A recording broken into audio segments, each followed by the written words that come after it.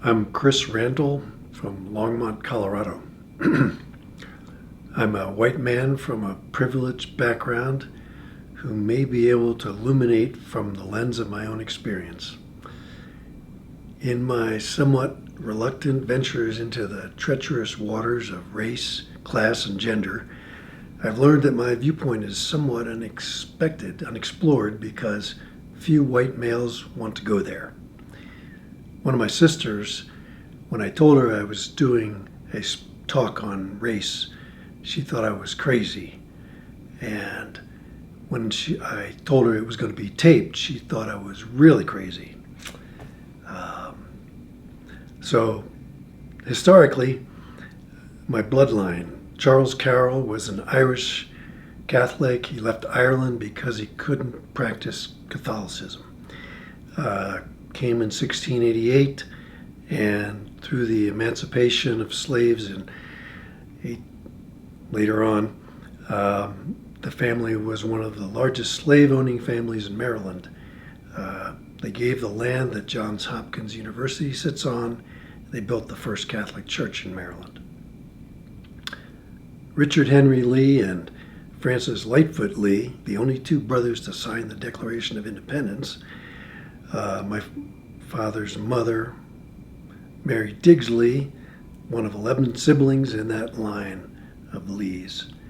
Her great-grandmother was a second cousin to Robert E. Lee, and one time she and Lee rode the stagecoach from Washington, D.C. to Hot Sulphur Springs, Virginia. And he congratulated her on marriage to one of the Carrolls. And twice those bloodlines crossed. The impolite term, I think, is inbreeding. My father, Lee Randol, was a man a little ahead of his time in some ways, but not always. He was an average student, but didn't have to compete against students from other races and nationalities when he went to Harvard and Johns Hopkins University Medical School.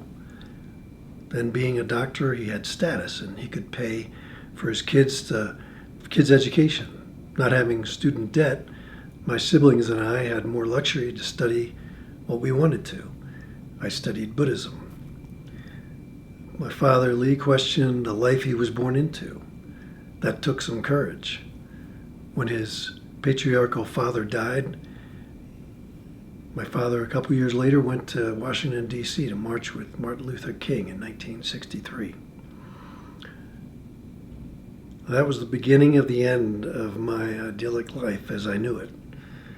My father became obsessed with social justice, my mother with her social standing.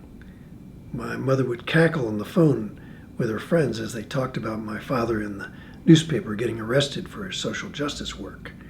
I was confused where I landed between these two poles.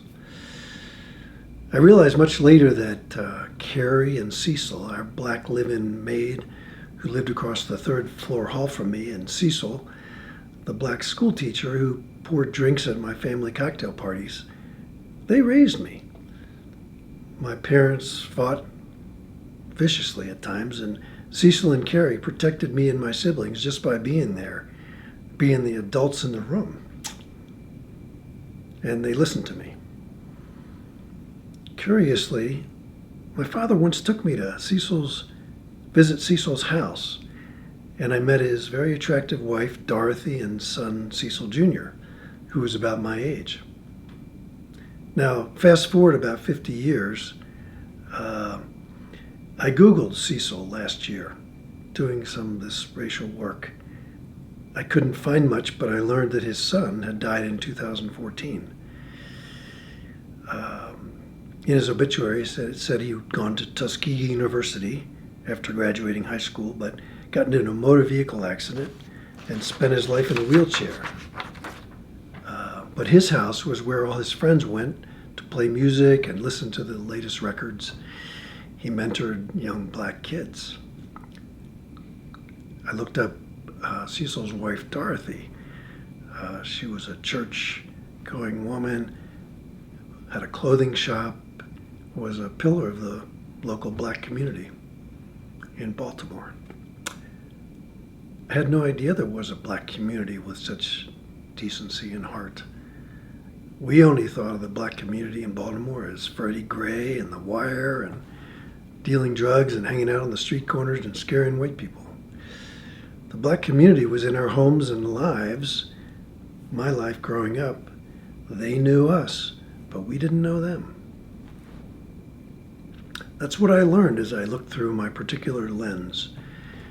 Being the slightly neglected son caught between a social justice warrior and a mom concerned about the privilege she was forced to give up left me confused, but spurred on by the current climate of BLM, wanting to understand my kids and the changing world, I began to look at my own history with black people. Beyond my ancestors enslaving multitudes, I have a personal debt to the so easily forgotten black people who helped raise me, and that personal lens through which I can explore these issues. Thank you.